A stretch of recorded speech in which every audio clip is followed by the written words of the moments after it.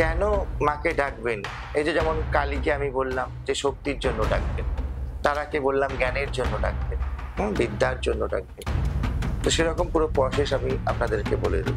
ওং সর্বমঙ্গলা মঙ্গলে বা ওং জয়ন্তী মঙ্গলা কালী দিয়ে প্রণাম করলেন, এরকম ভাবে কিন্তু হয় না। তারার পুরো মন্ত্র আলাদা, তার ডিভাইডেশন আলাদা। এটা রূপ দিচ্ছেন, সেই রূপ অনুযায়ী করতে হবে। আপনি নিজের মতো করে যা খুশি করে আপনি কিন্তু ঠাকুর সাজিয়ে করলে সেটা কিন্তু হিতকে বিপরীত হতে পারে। তাহলে বাড়িতে যদি আপনি তাকে রাখেন, তাহলে বাড়ি আস্তে আস্তে কিন্তু ডিস্টার্বিং জায়গায় যেতে পারে। অ্যাকচুয়ালি খুলে রাখা চুল মানুষদেরও রাখতে নেই, আর কোনো দেবদেবীরও রাখতে নেই। ওপরে যে মূর্তিটা দেখছি, সেই মূর্তিটা আপনারা বাড়িতে অনেক সময় আনেন বা অনেক সময় কেনেন পটে। তার ভিতরে একটা শিলা মূর্তি আছে, এটা অনেকেই জানেন না। ওটা খাপ, ওপরে যেটা দেখতে পাচ্ছি ওটা একটা জাস্ট মায়ের খাপ করানো রয়েছে। তারাকে কালীর সাথে গোলাবেন না। কালী হচ্ছে দশমহাবিদ্যার প্রথমা, আর তারা হচ্ছে দশমহাবিদ্যার দ্বিতীয়া। মঙ্গলম ভবতু। আমি ডক্টর শ্রী সঞ্জয় শাস্ত্রী। দশমহাবিদ্যার আজকে দ্বিতীয়া নিয়ে কথা বলবো। দশমহাবিদ্যার দ্বিতীয় রূপ হচ্ছে তারা। আমরা সবাই জানি আমাদের পশ্চিমবাংলার বুকে তারা মায়ের বহু মন্দির আছে। যারা মায়ের রূপ সম্পর্কে আপনাদের একটা ধারণা তো অলরেডি অবশ্যই আছেই। আমি আমার মতো করে তারা যে ধ্যান মন্ত্র অনুযায়ী আপনারা কিভাবে তারাকে দেখবেন, কি চোখে দেখবেন, সেই সম্পর্কিত দু একটি কথা বলি। যারা কালীর আমার প্রথম ভিডিওটা দেখেছে, তারা যারা দেখেননি এখনো দেখে আসুন। আমি পুরো একটা সিরিজ করছি দশমহাবিদ্যার এক একটা পার্ট নিয়ে। প্রত্যেকটা ভিডিওতেই আমি একটা একটা করে মায়ের যে সতীর যে 10টা রূপ সেটা আমি বলার চেষ্টা করছি।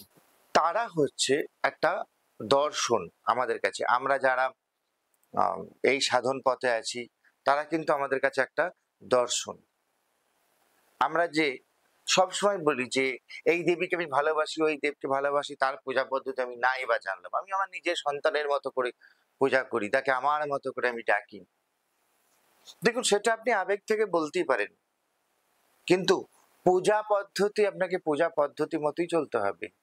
ধ্যান মন্ত্রে যে রূপের বর্ণনা আছে সেই রূপ অনুযায়ী তাকে আপনাকে বাড়িতে যদি আপনি অঙ্গরাগ করাচ্ছেন, কালার করাচ্ছেন বা আপনি তার রূপ দিচ্ছেন, সেই রূপ অনুযায়ী করতে হবে। আপনি নিজের মতো করে যা খুশি করে আপনি কিন্তু ঠাকুর সাজিয়ে করলে সেটা কিন্তু হিতকে বিপরীত হতে পারে।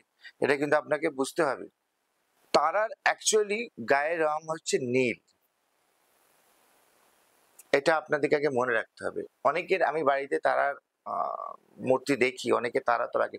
প্রথমত তো তারা ওইভাবে রাখা যায় না। সাধকরা যারা সাধন পথে আছেন তারা তারা রাখতেই পারেন, তারা পুজো করতেই পারেন।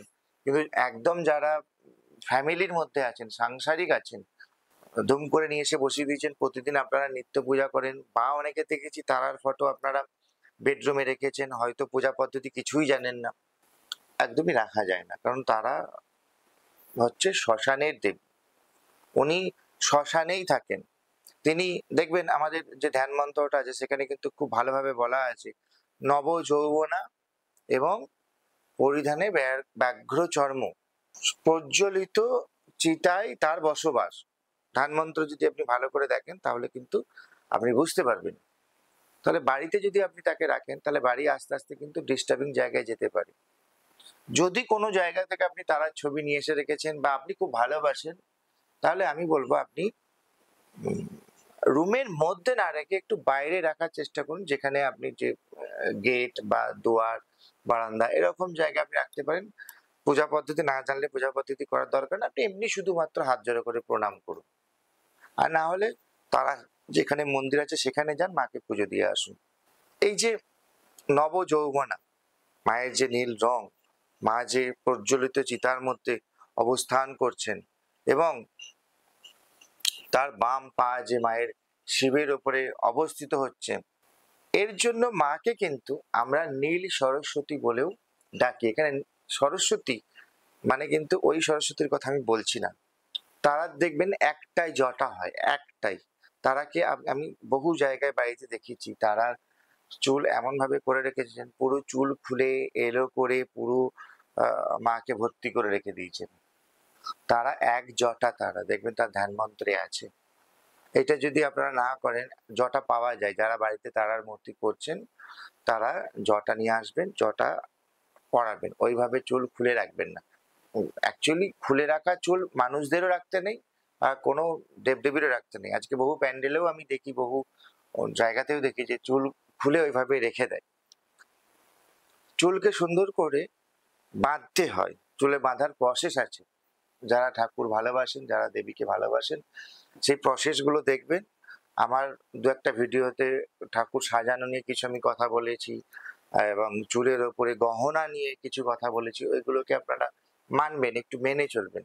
এই যে তারা মায়ের যে দ্বিতীয় রূপ, এগুলো কিন্তু না এক একটা গ্রহের সাথেও কানেকশন আছে।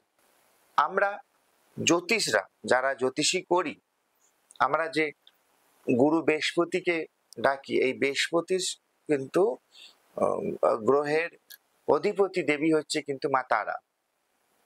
যখন আমরা বৃহস্পতিকে কোনো জায়গা থেকে হয়তো ভাবছি তার কিছু রেমেডি দরকার, যেমন আমরা পোখরাজ দিয়ে থাকি, বা সাবস্টিটিউট পাথর হিসাবে ইয়েলো টোপাস দিয়ে থাকি, অনেক সময় অনেকে সাবস্টিটিউট পাথরও পরে, স্টোন পরে।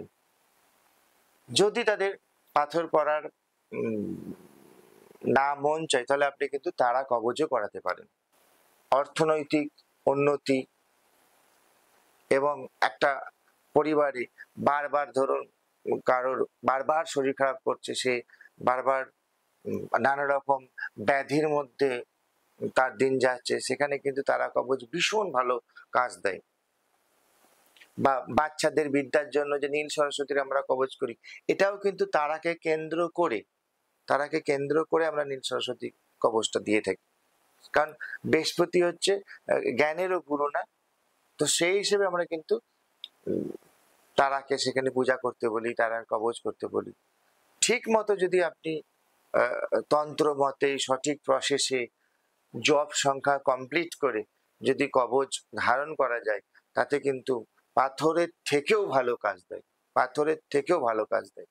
যারা অর্থনৈতিকভাবে সেভাবে সমাজে স্বাবলম্বী, দেখবেন তারা কিন্তু বেশিরভাগই পূজা পাঠে বিশ্বাসী, তারা কিন্তু পূজা পাঠের ওপরে নির্ভরশীল। যদি আপনি সঠিক প্রসেসে তারার এই ধ্যান মন্ত্র প্রতিদিন করতে পারেন, বা তারার যে সম্প্রদায় যারা তারার ধ্যান করেন বা তারার পূজা করেন বা তারার মাকে নিয়ে চলেন, তাদের সাথে আপনি যদি জুড়তে পারেন, সেই সাম্প্রদায়িক যে ধর্মীয় সাম্প্রদায়িক যে রাস্তা আছে, সেই রাস্তা যদি আপনি দেখতে পান, তাহলে কিন্তু আপনার জীবনের অনেক অনেক কিছু দিক খুলে যাবে নতুন করে। মায়ের, আমরা যে আজকে তারাপীঠে যে মায়ের মূর্তিটা দেখছি, এখানে কিন্তু দেখবেন ওপরে যে মূর্তিটা দেখছি, সেই মূর্তিটা আপনারা বাড়িতে অনেক সময় আনেন বা অনেক সময় কেনেন পটে, তার ভিতরে একটা শিলা মূর্তি আছে, এটা অনেকেই জানেন না। ওটা খাপ, ওপরে যেটা দেখতে পাচ্ছি ওটা একটা জাস্ট মায়ের খাপ পরানো রয়েছে। যখন শিব বিষ পান করেছিলেন, যে বিষ উঠেছিল, সেই বিষ পান যে যখন করেছিলেন, তখন শিবের নাম হয়েছিল নীলকণ্ঠ, মানে বিষ পান করেছিলেন। তখন মা এসে তার বুকে দুগ্ধ পান করাচ্ছেন, মাও তখন নীলবর্ণা হয়ে গিয়েছিলেন। এই যে নীলবর্ণার যে ব্যাখ্যাটা দিলাম, মা কখন নীলবর্ণা হয়ে গেলেন, তো শিব সেই দুগ্ধ পান করে তার জীবন আবার ভরেছিল। সেই সময় শিব কিন্তু একদম শিশু রূপে মায়ের কাছে ধরা দিয়েছিলেন। মা যেমন নবযৌবনা, মাকে যেমন নবযৌবনা বলা হচ্ছে, ভৈরবকে তখন শিশু হিসেবে পূজা করা হচ্ছে মায়ের সাথে। এই তারার যে শিলামূর্তি রূপ আপনারা দর্শন করতে পারবেন অমাবস্যার দিনে রাত্রে, বা রাত্রে যখন স্নান করানো হয় সেই সময় যদি আপনি লাইনে প্রবেশ করেন, তাহলে দেখবেন ওপরের খাপটা খুলে ভিতরে মাকে যখন পূজা করেছে, সেই মায়ের অরিজিনাল রূপ আপনারা দর্শন করতে পারবেন। সেজন্য তারাকে কালীর সাথে গোলাবেন না। কালী হচ্ছে দশমহাবিদ্যার প্রথমা, আর তারা হচ্ছে দশমহাবিদ্যার দ্বিতীয়া। দুটো কিন্তু আলাদা রূপ, আলাদা পুরো তার বর্ণনা আছে, দুটোর ধ্যান মন্ত্রও আলাদা, ডিভাইডেশন আলাদা। যারা কালীকে নিয়ে চলছেন কালীর সাথে থাকুন, যারা তারাকে নিয়ে চলছেন তারার সাথে থাকুন।